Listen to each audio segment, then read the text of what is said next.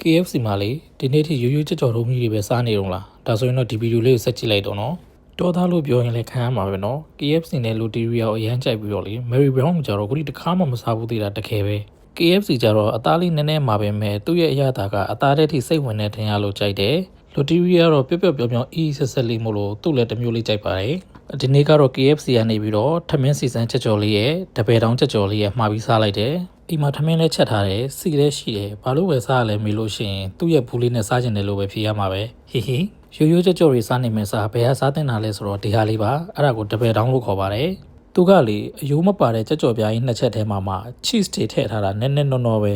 တကိုက်ဆိုသလောက်အစိမ့်ဆောင်တက်ပြီးတော့အားရပါရထိမိနေမှာအမှန်သူ့မှာပါတဲ့ sauce နဲ့စားလို့ရဝိုင်းရင်အိမ်မှာရှိတဲ့ spicy sauce နဲ့စားပါမယ်အဆက်ကလေးရတယ်မပါမဖြစ်ဆိုတော့အဆက်ကလည်းစားမှကိုဖြစ်အောင်ပါအဲ့ဒါကြောင့်မို့လေ KFC ရောက်လို့ရှိရင်ရိုးရိုးကြော်တုံးကြီးစားနေမယ်စားအခုကျွန်တော်ပြောတဲ့တပည့်တောင်းလေးကိုစမ်းစားကြည့်နော်နောက်ဆိုတပည့်တောင်းမှတပည့်တောင်းပဲဖြစ်သွားမယ်နောက်ဗီဒီယိုမှာပြန်တွေ့မယ်တတာ